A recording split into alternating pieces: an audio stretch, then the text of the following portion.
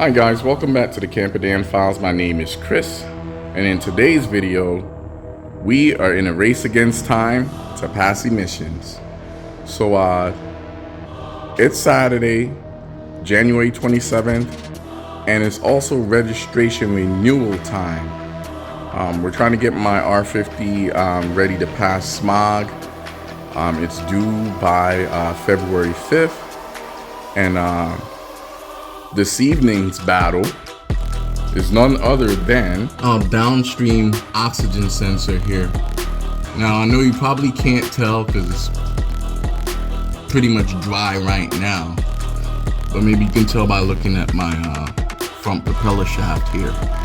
That is remnants of WD-40. Now before you jump in my comments and say, yeah, WD-40 is a water dispersant, yes, you are absolutely right, but if you read that container, you'll see where it says it's also good for rust, mainly to get things apart and off.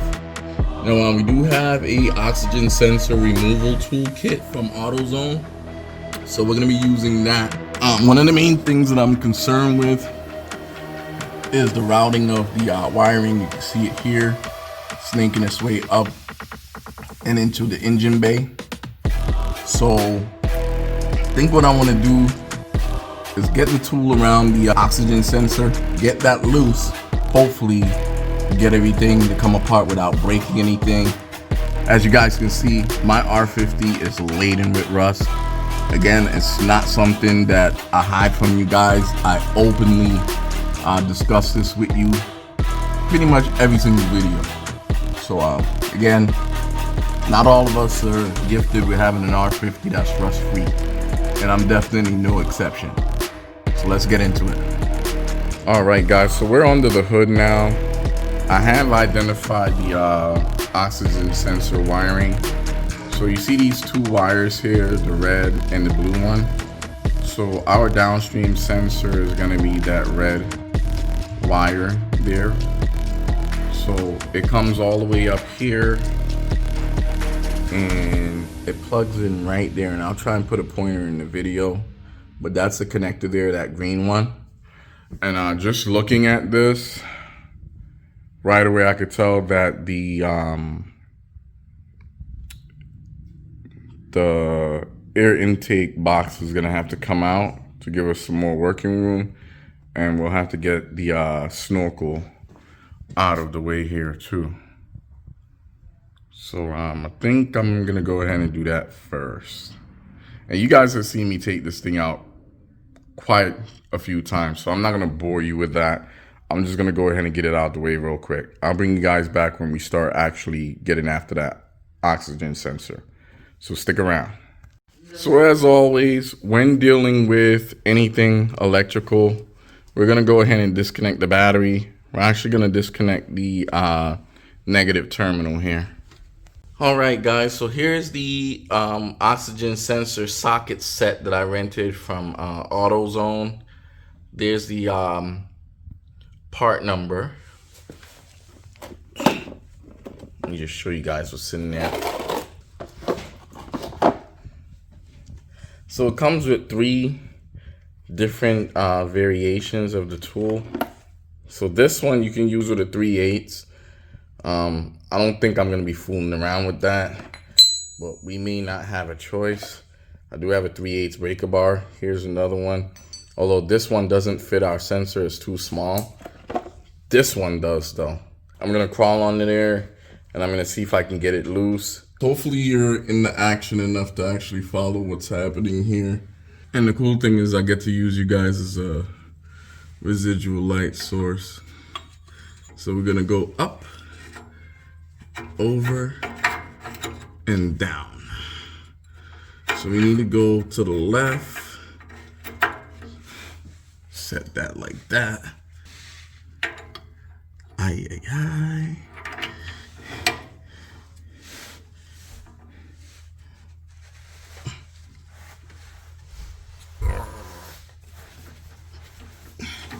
Yeah, it's not budging. Yeah, we're gonna have to fight with this thing. I knew it. I just knew it. PB Blaster standing by. But we're gonna try and see if we can exercise this.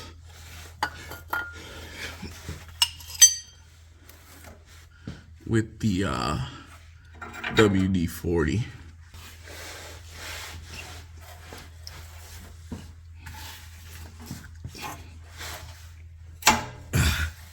Yes. We got her. WD-40, huh? Yeah. See, we didn't even need the liquid wrench, guys. Yeah, so don't count WD-40 out of the equation. And see, all I did was just hit it a little bit. And look, out came our sensor. Ooh. And this thing looks really bad. Let me show you guys. Can you guys see that? And again, this R50 is a chronic oil burner. You guys see all that carbon? Now again, the O2 sensor still reads. The issue is the heater function. It's dead. So there we go. So now we're gonna get our new oxygen sensor. Again, this oxygen sensor still reads. The only problem is the heater feature. It's dead. And it's been throwing 2 codes, and I'm gonna show you guys those codes on my scan tool here a little while later when we go to clear our check engine light. You guys don't know how happy and relieved I am that this thing came out. And just with a little spritz of WD-40 and with my 1/2-inch ratchet, such a blessing. Yeah, look inside that hole. Yeah, it looks bad in there. Yep. You see all that carbon. And again, this is after the main catalytic converter. And then back here we have, you know, the afterthought.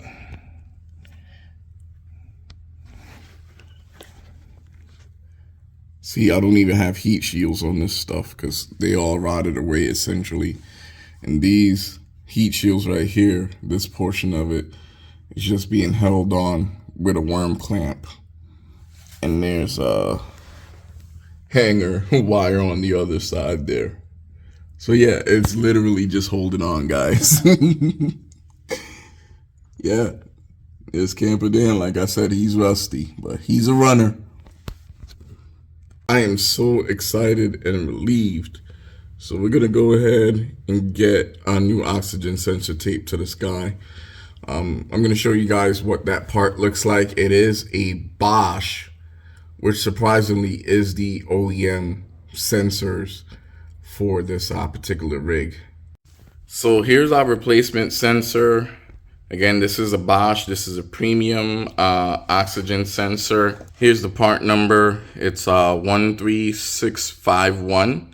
And this is the downstream oxygen sensor for bank 2, which is on the driver's side of your R50. Bank 1 is on the passenger side. I'll also be sure to put a link in the description for where you can locate this part. So here's the replacement sensor.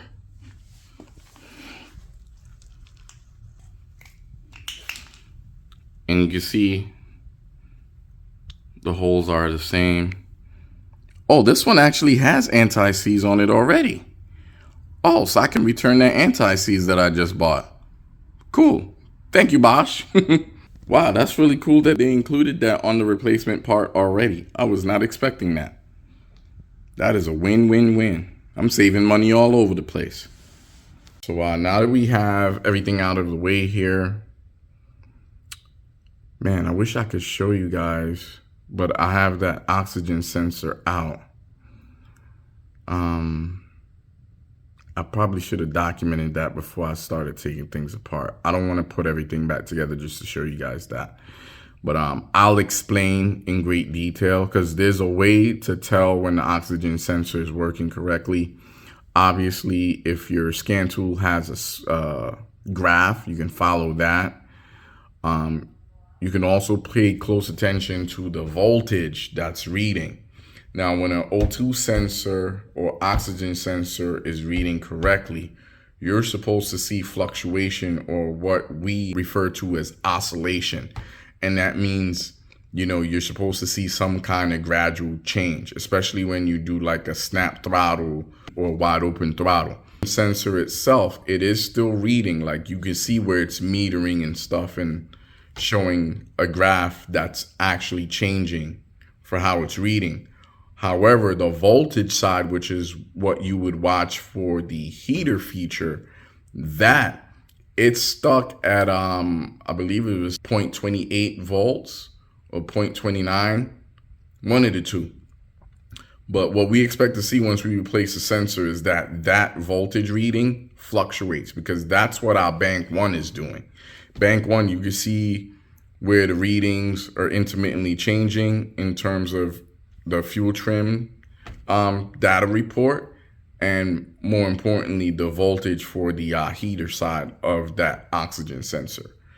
So we're gonna go ahead and set you guys up here, and we're gonna start working on getting this plug undone, and hopefully get our sensor removed and get the new one in. And again, we're gonna use our WD-40 for this. And yeah, some of you are probably not gonna agree with me, but this is more or less what WD-40 is meant for if you're working on a vehicle, aside from tackling rust. So yeah, just in case you guys didn't know and don't believe me, whenever you're working on plastic parts like this, it's always a good idea to give it a little spritz of WD-40.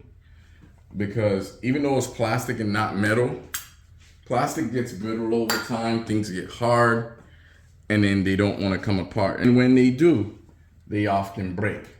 So we're trying to fix things and not break anything else. So, yep, there's our connector, boom, and it came right apart. Try doing that without applying WD-40 first. I guarantee you'll break that connector and that clip. And in this case, the button or clip is on the R50 side of things. Like, it's on the engine side. You don't want to mess that up. All right, so we're gonna depress our button on the bottom of this, and there goes the head to our sensor wiring. Now from here, there's gonna be a few little plastic clips here and there. I'm not really concerned with breaking those, because guess what comes on a new sensor? It comes with those, and I'll zoom in so you guys can see what I'm talking about. So, see these little Christmas tree clips? So it goes around the sensor wiring, kind of like a zip tie, but in this bracket, it's holding those clips. So that's what we're gonna be focusing on next here. We're gonna go ahead and try and get that removed, hopefully without damaging anything. So far, so good. Camperdan's working with us, so hopefully we can continue that trend.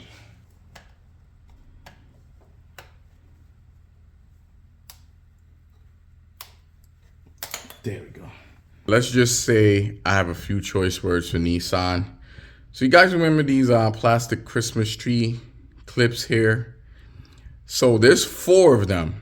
So we have the first 2 here, which are relatively easy to get to, right?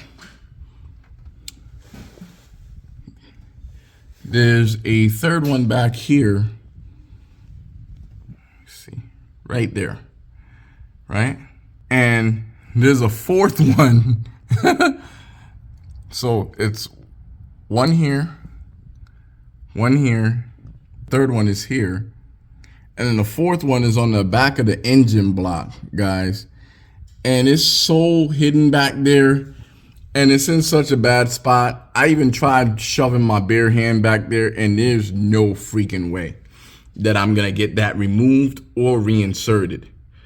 I don't even know how a mechanic would go about getting that back there. Maybe when the truck is on a lift with the front drive shaft removed, maybe then you can reach it. I was contemplating removing my propeller shaft, but I really don't want to do that. I'll probably revisit it once I get things sorted out with the trouble codes. But man, all I want to know is, why, Nissan? Why did you do that?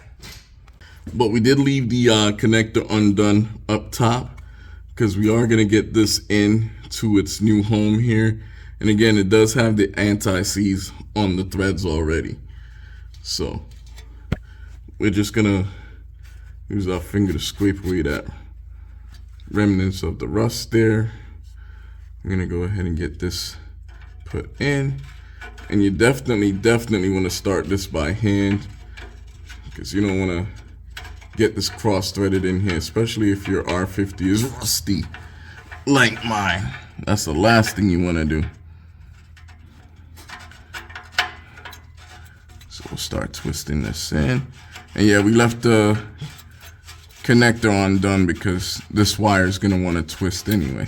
There's also a crush washer on here. So there we go.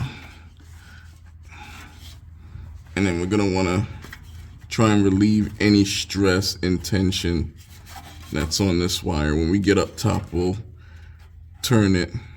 As a matter of fact, I'm going to do that now before we start tightening this up. Perfect. No stress and tension on the wires at all. And we're going to come in with our tool. I'm going to go around the wires and then down onto the sensor. And then we're gonna grab our 1/2-inch ratchet, put it into the forward position, and then we're gonna tighten this guy up.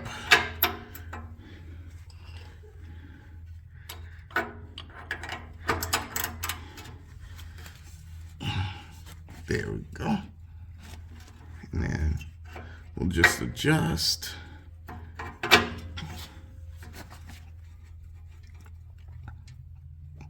And yeah, you don't want to go He-Man on it, but you definitely want to make sure it's on there tight. Again, there is a crush washer, so you just want to make sure that that's seated. Let me remove my tool and take a look. Yeah, it's just about seated. I'm going to try and get a little bit more out of it, and then that should be it. And again, you want to be gentle with this. You don't want to damage your new oxygen sensor. There. Again, we're going to double check the wiring. We want to make sure that it's not under tension or anything like that. That looks pretty good. Now the fun part comes. We're trying to get this old sensor removed here.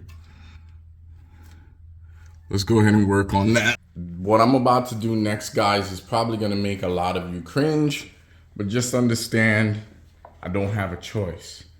So we're actually gonna go ahead and cut the wiring here. Come on. There. So yeah, I know a lot of you aren't gonna agree that I just did that, but it's my R50 and I do what I want. And I do what I must. Now we're hopefully going to be able to pull this wire out of here.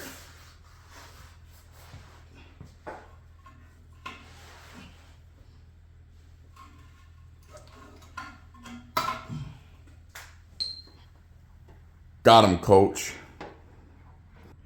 I just noticed the crush washer that's supposed to be on this. It looks like it's long gone, guys.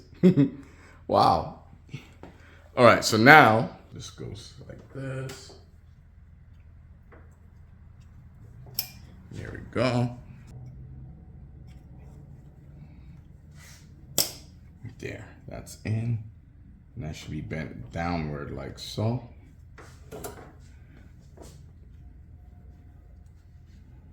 And then we're just gonna go, and all we're gonna do is push that little Christmas tree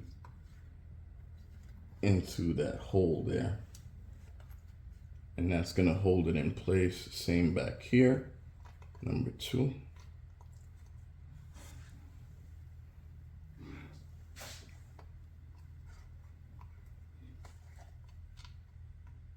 And I know a lot of you are gonna have a question or questions about the shielding here for the wires. It is made up of the same heat resistant material. This is black, and yes, it does look a lot like plastic, but it's not. I had to take a secondary look at it also because I thought it was plastic as well. I was like, how's this gonna work? It's plastic, it's gonna melt, right?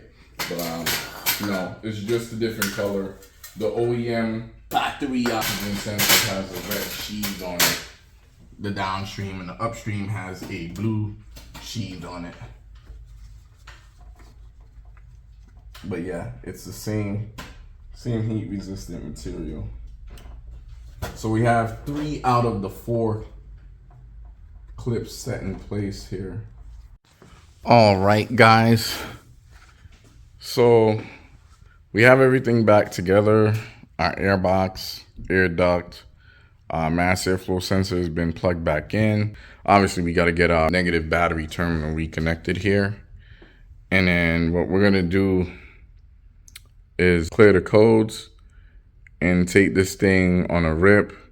You want to get at least 1 drive cycle down. It is Saturday night going into Sunday. So we'll have the next 2 days to put this thing around so that our monitors can set. Our smog test needs to be completed and passed on or before the 5th of February. So the clock is ticking. Yeah, so needless to say, Camper Dan did pass smog. Just waiting to make my payment so I can go and take care of my other errands that I have to run today. Good morning, guys. It's a few days later. It's about 7:30 a.m. But I just thought I'd take this time to show you guys a few things. We're gonna take a look at my scan tool here. As you guys can see, no check engine light, right? So here's the skinny on the situation, guys.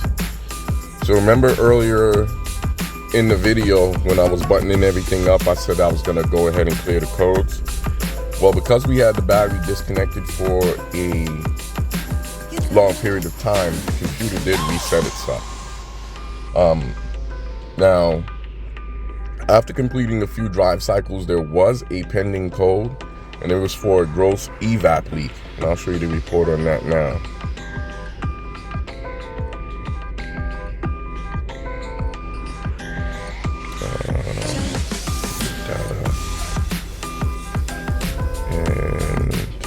Diagnostic report.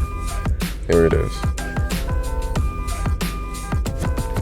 This is the code that was shown. Okay. P0455 evap gross leak. Now we've confirmed that there is no more leak. The last thing that I did change was the gas cap because that too was leaking. So I think that takes care of that, but we'll know more as we drive the vehicle, obviously. But another thing I want to show you guys is a video of the symptoms that I was having concerning the oxygen sensor. I'm trying to remember which one it was. Right here. You guys see that value right there? That before changing the oxygen sensor, it would never fluctuate. It would just stay the same. And what we were seeing was that it was stuck at 0.28 or 0.29 volts. Like it wouldn't move at all. Another thing too that you're supposed to see from time to time, see where it says lean and it goes rich and then goes back to lean? That's normal. See, up here it says rich also. then lean, rich, lean. You'll see that fluctuate from time to time too. See, it did it for both of them. That's normal for you to see. Now, when you research the trouble code, and I'll show you what it was. Data. No, not there. Diagnostic report.